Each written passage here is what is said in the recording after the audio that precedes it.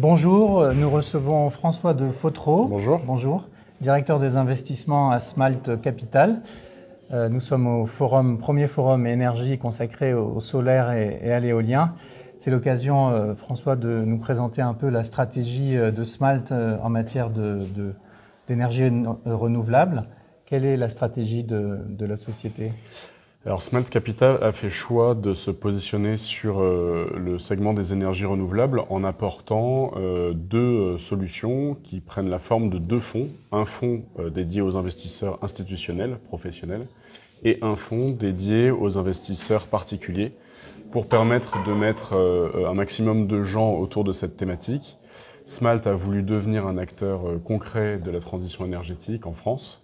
Et pour ce faire, propose ces deux outils-là aux professionnels et aux particuliers pour venir participer à cette transition énergétique. Alors ces deux fonds, comment s'appellent-ils ? Donc le premier fonds professionnel s'appelle Smalt ENR, le fonds pour les particuliers s'appelle Energreen, et ils servent tous les deux la même thèse d'investissement. Ils ont été conçus comme des fonds jumeaux qui vont investir dans les mêmes entreprises au service de la transition énergétique. Alors justement, quelques exemples d'investissement dans des entreprises, en particulier locales, si vous avez. Alors dans les exemples, on a deux exemples parlants. Il faut préciser que ces fonds donc, financent des infrastructures de production d'énergie renouvelable. Donc en l'occurrence, nous, on a fait le choix de se positionner principalement sur la technologie photovoltaïque, même s'il y a d'autres typologies d'énergie renouvelable. Et parmi cette famille du photovoltaïque, on finance beaucoup des entreprises qui sont spécialisées dans le photovoltaïque en toiture. Et notamment, on a deux exemples avec des typologies de toiture qui sont différentes, qui sont Silosun, qui est une entreprise qui est basée à Marseille, et qui a une expertise dans la rénovation, parfois le désamiantage, puis la solarisation de toitures de grande surface, donc de hangars industriels, d'entrepôts logistiques ou d'autres typologies de toitures. Là, vous avez mis combien dans cette entreprise ? Alors, Silosun, on a financé 4 millions d'euros pour venir financer des projets de production d'énergie renouvelable.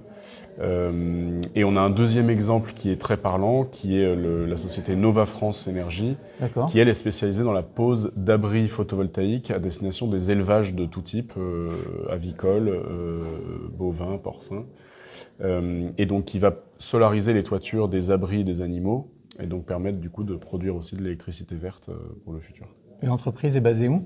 Alors Nova France, ils ont une représentation qui est très prononcée sur le Grand Ouest, en Bretagne, parce que c'est là-bas qu'il y a la principale concentration d'élevage, notamment porcin et avicole, mais ils en ont un petit peu partout en France.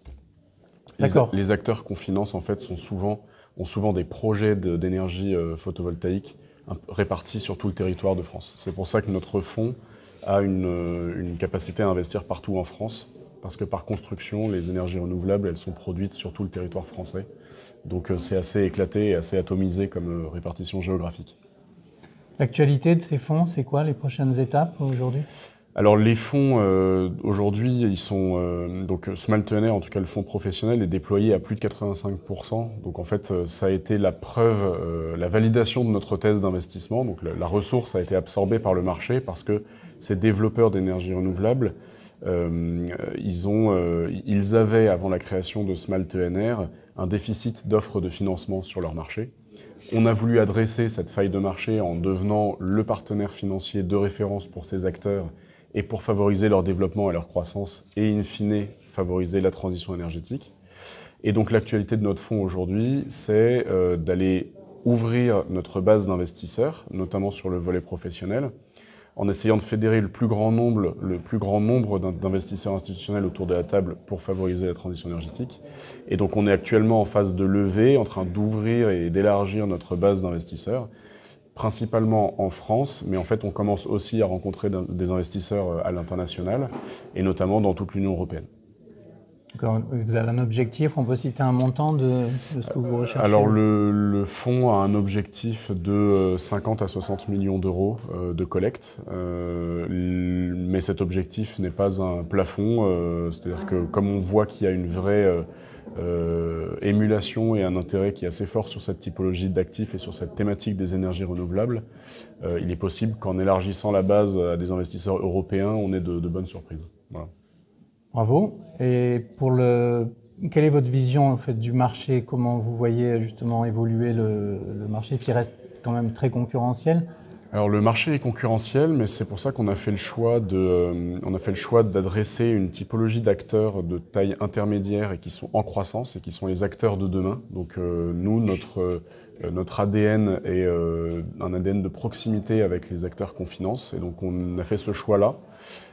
Et c'est un marché qui est concurrentiel, mais qui, quand il est adressé avec un angle d'attaque et une spécialisation, notamment sur les toitures qu'on a évoquées tout à l'heure, permet d'avoir des perspectives qui sont assez prometteuses. Au-delà de cet aspect de concurrence, on a quand même malgré tout un contexte politique qui est très favorable. On a une volonté politique de développer les énergies renouvelables, on en parlait tout à l'heure. On a un consensus aussi autour de la nécessité de favoriser la transition énergétique et d'accélérer les choses. Et on a un contexte réglementaire qui en plus nous permet aussi d'avoir de belles perspectives devant nous, puisqu'on a l'Union européenne qui pousse dans ce sens, on a le cadre réglementaire français qui pousse aussi dans ce sens avec un objectif de neutralité carbone à 2050, et on a tout un ensemble de dispositifs qui a priori sont très favorables à cette accélération de la transition énergétique. Et enfin, dernier point, on a aussi du côté de la technologie une amélioration continue, une innovation qui nous permet d'avoir aujourd'hui des technologies qui sont matures, qui sont résilientes, que l'on maîtrise et qui nous permettent d'avoir une approche de bon père de famille dans ce développement-là, qui n'est pas un développement tous azimuts, mais qui est un développement très structuré, cadré et donc rassurant pour des investisseurs de long terme. Très bien, merci pour ce message d'optimisme. Merci. On va suivre votre actualité. Merci François Defotro. Merci beaucoup. À bientôt. À bientôt.